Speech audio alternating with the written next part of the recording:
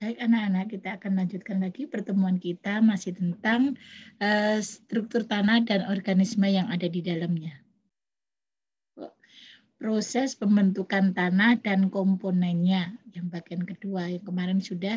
Nah, nanti kita akan membicarakan tentang bagaimana terbentuknya tanah. Kemarin itu komponen di dalamnya ada air, ya, kemudian tumbuh-tumbuhan ini yang membantu di dalamnya ada jamur gitu. Nah, tanah ini kalau ketika hujan, maka akan mempengaruhi struktur tanah tersebut. Karena apa? Karena ada yang bisa mengakibatkan longsor, bisa mengakibatkan banjir, sehingga struktur tanahnya akan ikut terbawa dan akan terbentuk struktur tanah yang baru di kemudian hari. Kita bicarakan sekarang air tadi ya. Makhluk hidup yang ada di dalam tanah pada umumnya butuh kelembapan tanah. Kelembapan tanah disebabkan keberadaan air yang ada di dalam tanah, di mana tumbuhan juga butuh air. Air diserap oleh tumbuhan setelah air menembus tanah dan mencapai akar. Jadi memang air itu sangat perlu, tetapi kalau terlalu banyak juga menyebabkan banjir. Nah, coba perhatikan ini. Air sangat diperlukan. Jadi anak-anak sebenarnya kalau tanaman-tanaman kita banyak yang bisa menyerap air, maka air itu akan terserap ke akar-akar tanaman ini. Anak-anak coba lihat ini. Nah, air-air yang meresap ke sini itu akan masuk ke sini. Seperti di sekolah kita ada pohon beringin yang sangat besar, kemudian akarnya yang sangat kuat. Jadi itu akan daunnya sangat rimbun, itu sangat kuat, akan kokoh air tersimpan di dalam situ. Karena akar-akarnya ini akan menyerap air. Ya, coba memperhatikan di mana pun akar sekecil apapun dia akan menyerap air. Sekarang komponen tanah. Ada batuan, ada udara, humus, air, mineral, dan komponen organik. Kemarin batuan, udara, humus sudah, nanti kita akan bicarakan air, mineral, dan komponen organik. Sekarang mineral. Tanah dapat berasal dari lapisan kerak bumi. Di dalam kerak bumi dapat banyak terkandung mineral berupa ion-ion positif dan ion-ion negatif. Nah, ion positif yang ada di dalam tanah itu ion kalium K+ ya ini, dan kalsium Ca+, magnesium Mg+. Jadi kalau ada plus-plus itu ion. Ion negatif yang ada di dalam tanah nitrat NO3-, fosfat PO4 3-, sulfat SO4 2-. Ion-ion tersebut merupakan nutrisi bagi tumbuhan yang diserap melalui akar. Kandungan mineral yang berbeda menentukan sifat karakter suatu tanah, juga berbeda. Tanah yang subur tidak hanya ditentukan oleh kandungan mineralnya, tetapi juga ditentukan oleh sifat fisika dan kimia tanah. Fisik bisa dilihat.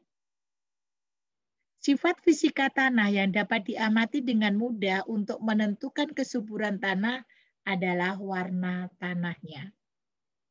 Salah satu sifat kimia yang menjadi indikator kesuburan tanah adalah derajat keasaman atau pH. pH tanah yang subur memiliki pH sekitar 7. Pada kisaran tersebut, tumbuhan dapat menyerap nutrisi dengan optimal. Jadi pH tanah yang subur itu sekitar 7. Perhatikan warna tanah pada sawah tersebut. Ya, anak-anak bisa lihat warna tanah. Nah, ini. Nah, beda enggak warna tanahnya? Nah, agak kemerah-merahan, ya kecoklat-coklatan. Terus ini sangat hitam sekali. Nah, dari struktur ini menandakan bahwa tanah itu berbeda-beda. mana tanah yang subur, mana tanah yang kurang subur gitu ya. Tanah yang subur, kemarin kita belajar tanah yang subur, tanah organik, tanah humus, itu tanah yang berwarna hitam.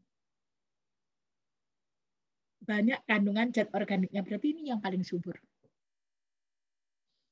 Warna tanah semakin gelap, maka kandungan organiknya semakin tinggi. Nah, ini yang paling gelap mana? Ini 1, 2, 3. Berarti yang nggak paling gelap yang nomor 3. Ini kandungannya yang paling tinggi, yang paling subur, berarti banyak humusnya. Warna tanah akan mempengaruhi temperaturnya dan kelembapan tanah, sehingga berpengaruh terhadap pertumbuhan tumbuhan, aktivitas organisme, dan struktur tanah. Jadi kalau mau tanaman-tanamannya tumbuh subur, maka akan ditanam di sini.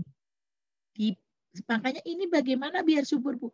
Maka diadakan di sini ini pencangkulan, kemudian pemupukan seperti kemarin sehingga tanahnya bisa menjadi subur. Banyak humusnya gitu. Cara mengetahui pH tanah. Nah, kalau ini pH tanah langsung bisa diketahui karena apa? Karena sudah tercantum di situ ketika alatnya ini kita masukkan, maka sudah akan ketahuan mendeteksi berapa pH tanah tersebut. Misalnya seperti ini, terdeteksi pH tanahnya 7. Nah, sekitar 7. Berarti tumbuhan di sini bisa hidup dengan subur. Nah, selain itu bagaimana cara mengetahui pH tanah? Dengan menggunakan kertas lakmus, ya. Kemudian ini secara alami dengan menggunakan kunyit. Nah, kalau alat kan sudah langsung set, nah langsung ketahuan berapa gitu. Tapi kalau ini alami dengan kunyit, ini dengan kertas lakmus. Nah, nih perubahan warna indikator. Jika kita menggunakan lakmus, lakmus itu ada warna merah dan ada warna biru. Ya, kalau pH-nya lebih kecil 7, itu bersifat asam. Kalau lebih besar daripada 7 itu basa. Kalau sekitaran 7 netral. Berarti kalau asam, lakmus merah tetap merah, lakmus biru jadi merah, kunyit warnanya kuning memudar. Jadi kalau di tanah yang sifatnya asam, warna kulitnya kuning memudar. Kalau di tempat yang basah, lakmus merah jadi biru, lakmus biru tetap biru, kunyitnya berwarna biru tua. Ya Allah itu sudah ciptakan tumbuh-tumbuhan yang di alam ini untuk memenuhi kebutuhan manusia. Tinggal kita menjaganya. Kalau netral, lakmus merah ya tetap merah, lakmus biru ya tetap biru, kunyit ya tetap cerah warnanya. Itu kalau kita misalnya mau disuruh menentukan pH tanah dari alami yang ada di sekitarnya berarti menggunakan kunyit. Kalau ini kertas indikator universal. Nah, komponen organik, komponen yang hidup. Tanah merupakan tempat hidup dari sejumlah makhluk hidup, seperti bakteri, jamur, alga, serangga, dan cacing tanah, serta mungkin ada yang lain lagi. Ini mikroorganisme yang ada di dalam tanah. Ya. Kemudian ini jamur. Jamur juga tumbuh di dalam tanah. Ini jamur itu ternyata juga menyuburkan tanah. Contoh komponen organik yang lain. Organisme tanah ini menguraikan bahan-bahan yang berasal dari sisa makhluk hidup sehingga menghasilkan material organik di dalam tanah. Nah, anak-anak lihat ini apa? Semut laron nantinya jadi laron itu. Dia ada di dalam tanah, Nak. Kalau kadang musim penghujan itu suka mungkin anak-anak di rumahnya yang lampunya nyala banyak laron-laron kecil seperti kupu-kupu. Tetapi sayapnya tidak lebar. Itu namanya laron ini. Atau serangga ya bahasa Indonesianya. Kemudian ini apa? Alga. Nah, alga ini juga menyuburkan tanah. Nah, ini jamur. Pertumbuhan jamurnya anak-anak bisa dilihat ini animasi ya, animasi pertumbuhan jamur. Ini juga sangat membantu pertumbuhan tanah. Maksudnya kesuburan tanah itu sangat terbantu sekali oleh jamur ini. Nah, karena ini adalah komponen-komponen organik yang dapat membantu kesuburan tanah tersebut. Selain itu pastinya ikut serta manusia untuk menjaganya sangat diperlukan sekali. Seperti kita jangan membuang sampah sembarangan, apalagi sampah-sampah plastik yang sukar sekali diuraikan oleh tanah menjadi eh, sampah. Maksudnya sampah-sampah yang bisa diolah. Baik anak-anak, sampai di sini dulu. Salam sukses dan sampai jumpa. Semoga kita selalu bisa menjaga tanah kita yang subur.